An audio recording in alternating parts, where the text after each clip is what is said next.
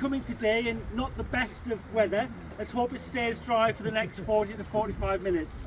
We're gathering here today to commemorate the 1826 Weavers' Uprising and the massacre that took place here on the 26th of April 1826, 198 years ago. For those who've seen the kind of invitation cards or booked online, you'll know we've got a big selection of music and readings to come in the next 40 odd minutes.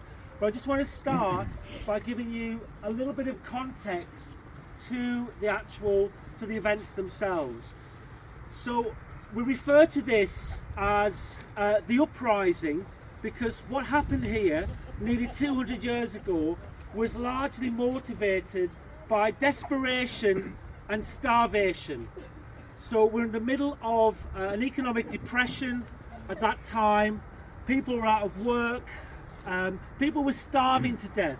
They'd had decades of great hardship. They tried absolutely everything to have their voices heard. They tried petitioning, they tried strikes, they tried going to the local mill owners and asking for a decent wage.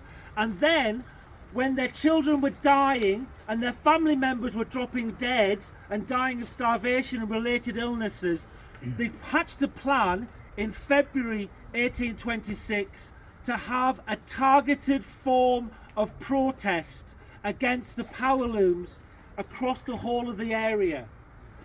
Across 4 days, from the 24th of April to the 27th of April 1826, tens of thousands of local people gathered together and went round and destroyed nearly every single power loom in this area.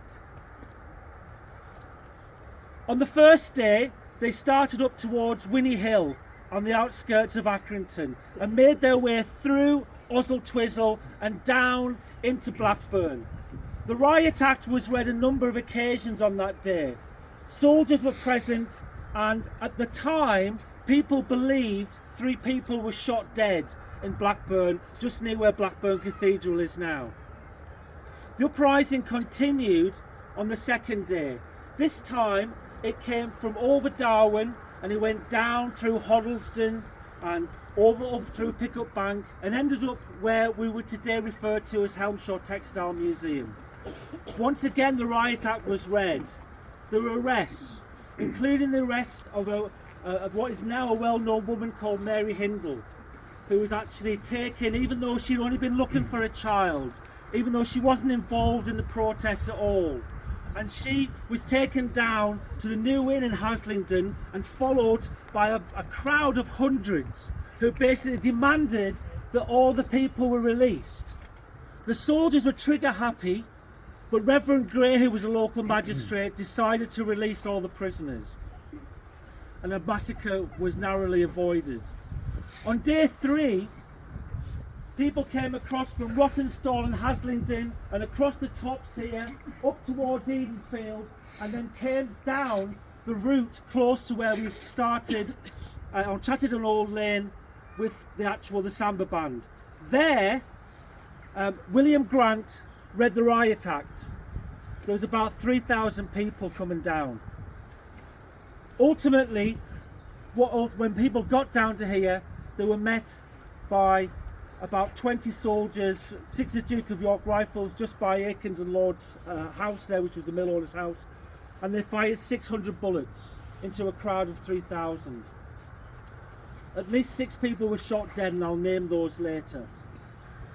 It was believed that 3 other dead bodies were found just over there with the side of the Irwell the following day, and there's reports of other people dying of their wounds. On the 4th day of the uprising, people came down from Tockholes on the other side of Darwen and down in towards Chorley. People by the end of this were exhausted. They were starving.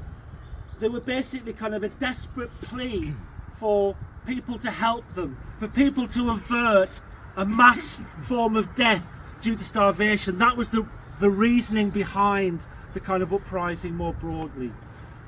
And yet, unfortunately, that was not averted.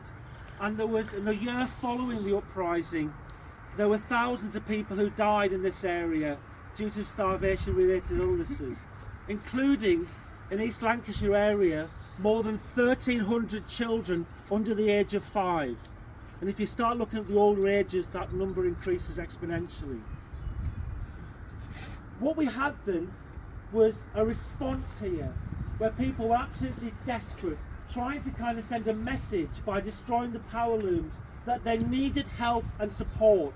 They were criminalised. They were defined in a moral language of rioters, which implies that they were the fault rather than the people who were firing the bullets at them, rather than the people who didn't help them and provide them support when they needed food. More than 60 people were prosecuted. 41 of those were given the death sentence. Of those 41, 31 later had that commuted to imprisonment, and 10, including Mary Hindle, were ultimately transported over to Australia. These kind of events were of enormous significance. They were referred to as the Lancashire Rising at the time. But as time's gone on, they've been distorted. They've been referred to as riots, which have placed the blame very much onto the protesters, the starving people.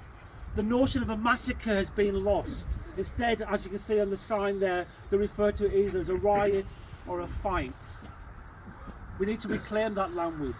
They don't call it an uprising, they call it the power loom riots, which again completely obfuscates any sense of an uprising, that people might be rationally motivated to actually stand up and say, no, we are in desperate need of help us now. We need to reclaim that history, and we need to remember it, and we need to remember the people who died here and the people who died elsewhere, including the people who died, as I mentioned, as the uprising spread into West Yorkshire and into North Manchester in early May 1826. For the rest of this this event, we're going to have a couple of readings and we're going to have a little bit of music. But for now, I just want to hand over to the Ramshackle Wailers, who are going to perform a song for us. I think Beth is going to maybe introduce that, or at least start the singing.